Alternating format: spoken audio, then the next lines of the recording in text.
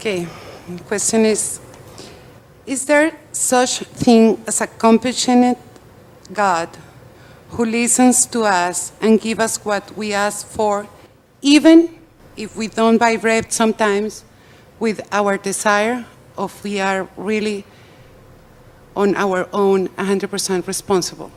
In other words, do we have to be happy in order to be happy to begin with? Or can we ask for help when we can't find a thought that makes us feel better? Is there an entity called God that thinks and makes decisions, or is just us all together from which God is made?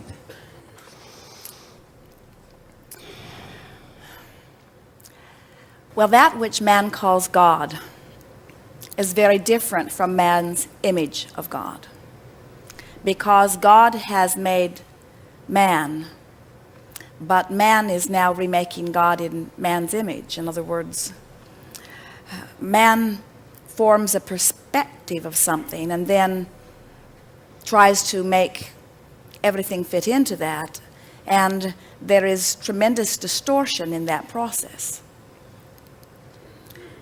You are accurate when you feel that you are that which is God, both from your physical and your non-physical perspective.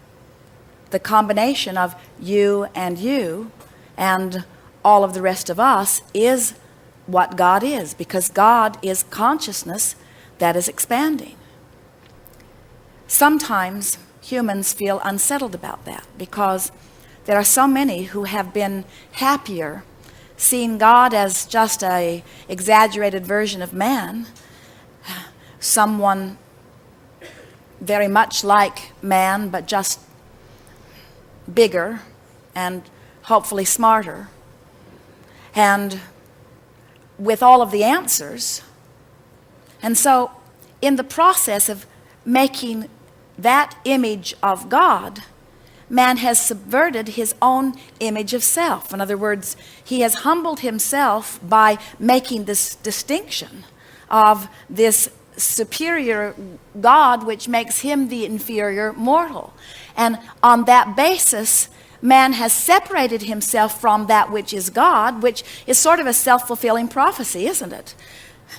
People have said to us in gatherings like this, Abraham, you have disrupted my image of God. Some have even said, Abraham, you do not talk of God much, and I want to know why that is. And we said, we don't talk of anything other than what you call God.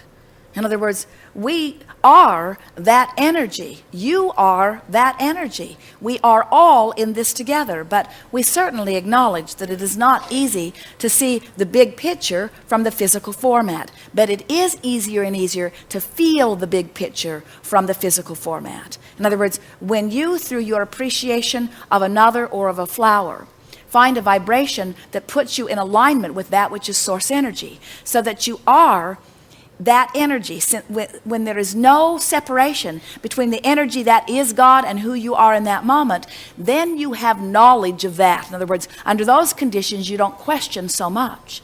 Usually when people are questioning their relationship with God, it's when they have gotten themselves into a vibrational quagmire where they are far vibrationally from the energy that is that. And it's so interesting. Do you know the majority of prayers that are offered from physical humans is from a place of utter disconnection of that which they are hoping to receive?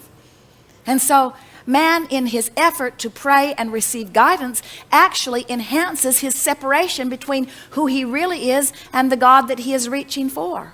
Jerry and Esther have a dear, dear friend who is a minister, has been a minister of more than one church, different denominations, and says to his congregation on a rather regular basis, I used to pray for God, but he was always out to lunch.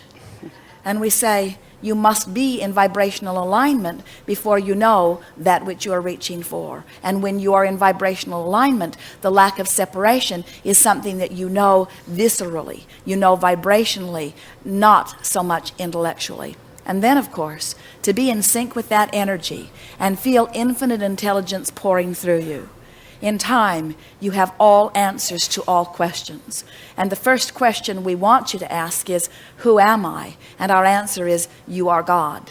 And the next question we want to hear from you is, and how am I doing? And the answer that we want you to hear is, you are doing exceptionally well. You are right on track. And the next question we want you to ask is, how can my life be better? And we say, seek things that feel good to you when you focus upon them. And the next question that we want you to ask is, how am I doing? And the answer is exceptionally well. And the next question we want you to ask is, what will come next? And we say, whatever it is you choose. And the next question that we want you to ask is, well, will you not choose for me? And the answer is, we are choosing with you, but we are not choosing for you. And when you are in vibrational alignment with that which is us, the choices that we make together are those choices that we all intended when you made the decision to come forth into this physical body to begin with. It's closing the gap, solving the separation, becoming one with who you are in your joyous endeavor, and then being the God in physical form that is natural to you. You have glimpses of that as you were translating that book.